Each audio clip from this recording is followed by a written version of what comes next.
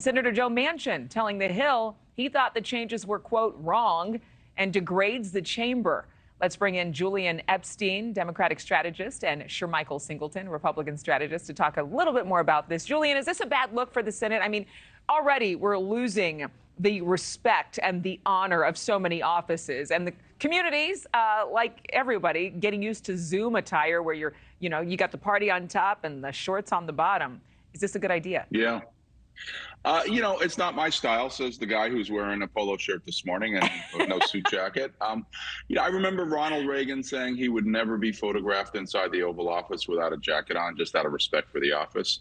I also remember being on the Senate floor one year during an impeachment proceeding, and I had been up many hours for many nights, and I'd closed my eyes for about 30 seconds, and the cloakroom director came over and started poking me with a cane, saying you can't have your eyes closed on the Senate floor. It's a rule. It's a matter of sort of respect. So I think things have changed. I don't particularly like it. I don't think the Republic lives or dies on it. But, let's see what Shermichael says. Yeah, Shermichael, we'd love to hear what you have to say, because I see you in your nice suit jacket, no tie, but we're not going to judge you for that. I'm not a big tie fan, but I do believe a jacket and tie is appropriate on the Senate floor. I mean, I personally find Fetterman to be an embarrassment and, frankly, a disgrace. So I went to Morehouse College for undergrad. And every week at Morehouse College, the esteemed alma mater of alums such as Dr. Martin Luther King Jr. and many others, every week we had to wear a shirt, tie, and a blazer for Crown form. And the idea behind this was to showcase respect for oneself, a respect for your fellow students and the professors, and most importantly, respect for the history of the institution.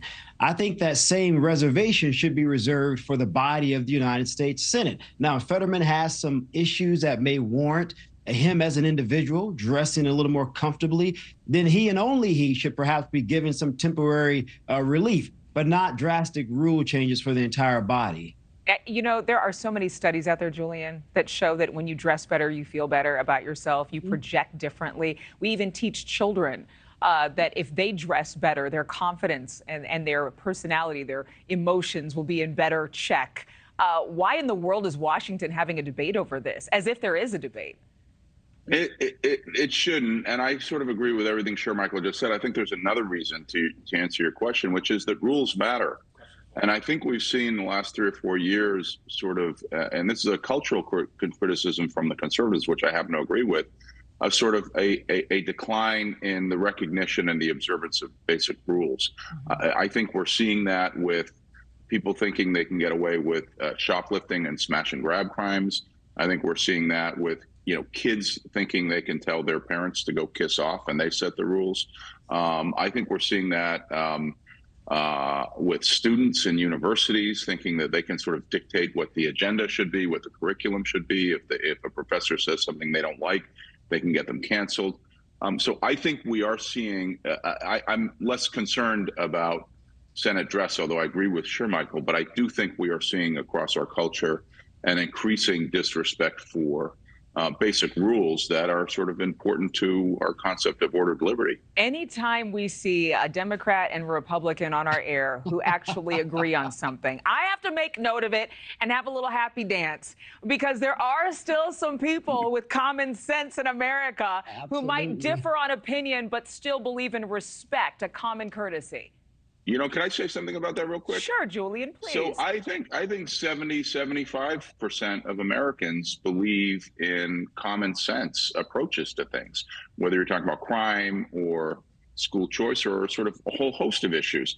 It is a very small minority on the left and a very small minority on the right who are dictating, I think, extreme positions that most Americans disagree with. And our politics have become so toxic and so dysfunctional because if you don't salute party orthodoxy, either on the left or on the right, the sort of the flying monkeys and the ideological enforcers of each party try to shame you, try to punish you, try to ostracize you, particularly on social media. I think this is a phenomenon of the social media age. So I think that when you talk about common sense, I think 70–80% of Americans, that's where they are. They don't like ideology. They don't like the extremism of the left and the progressives. They don't like the extremism of sort of what happened on January 6th. There is a much broader common ground in America than people recognize. Thank you for watching. Go to newsnationnow.com to find NewsNation on your television provider. And don't forget to click the red subscribe button below to get more of NewsNation's fact-driven, unbiased coverage.